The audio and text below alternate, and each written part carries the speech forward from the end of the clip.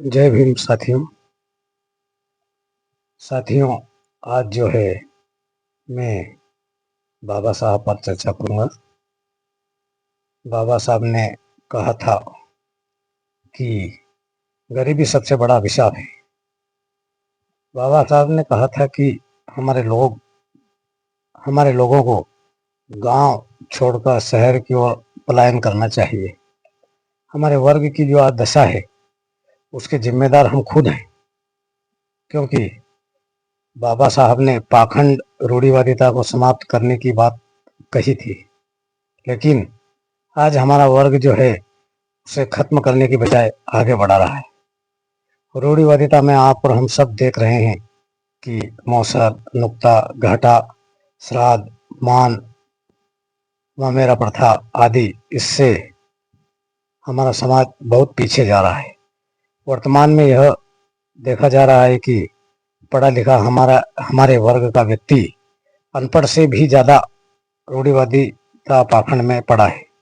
साथियों, बाबा साहब ने समाज के पढ़े लिखे वर्ग को कहा था कि हमारे समाज को आगे बढ़ाने के लिए पढ़ा लिखा वर्ग टाइम, टैलेंट और ट्रेजरी, समय, ज्ञान और पैसा देगा या समाज के उत्थान के लिए लगाएगा। और बाबा साहब ने आगे बताए अपने सिद्धांतों में को भूल गया, बल्कि यह भी सत्य है कि दलित समाज को पढ़े लिखे व्यक्तियों ने ज़्यादा नुकसान दिया। यह बात बाबा साहब ने भी कही थी कि मुझे पढ़े लिखे लोगों ने ज़्यादा धोखा दिया है। साथियों, आज हमारा समाज कहाँ किस दिशा में जा रहा है यह हम सब जानते हैं। पढ़े लिखे लोग भी आज अन्य वर्ग द्वारा थोपे गए धार्मिक अंधविश्वास में पड़ा है। अभी कावड़ यात्रा में एक माह का दौर समाप्त होने पर गणपति जी आ गए और गणपति जी के बाद अब जो है माता जी की तैयारी शुरू हो जाएगी। कुछ दिनों बाद जो है कि पंचकोशी पूरे वर्ष में कम से कम 2 से 3 माह धार्मिक कार्यों में बिगाड़ देता है।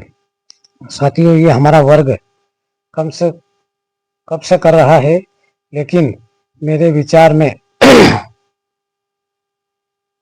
अभी तक कोई लाभ या फायदा नहीं हुआ है। मैंने देखा है लोग जोर से जय भीम बोलेंगे, डीपी लगाएंगे, समय समय पर पूजेंगे, लेकिन बाबा साहब के सिद्धांत को नहीं अपनाएंगे। ऐसे नकली अम्बेडकरवादी होने से तो अच्छा है कि हम कुछ नहीं करें। पढ़ा लिखा व्यक्ति ने कभी बाबा साहब को नहीं पढ़ा। पढ़े लिखे व्यक्ति ने कभी बाबा साहब को नहीं पढ़ा। अगर पढ़ लेता तो अंधविश्वास पाखंड को अपने पास पटकने तक नहीं देता। हमारे पूर्वजों की क्या दशा थी साथियों, कमर में झाड़ू और गले में हंडी बंधी थी। हमें रास्ते पर थूकने का भी अधिकार नहीं था। इस जंजीर को सिर्फ बाबा साहब ने विश्व के सबसे अच्छे संविधान को बनाकर समाप्त किया। बाबा साहब सिर्फ दलितों के नहीं, मानव समाज, नारी शक्ति के उद्धारक भी थे। साथियों, आज जो है इतनी ही चर्चा करेंगे, लेकिन मेरा कहना सिर्फ इतना है कि नकली अम्बेडकरवादी मत बनो, असली बनो। जय भीम, जय भारत, जय संविधान।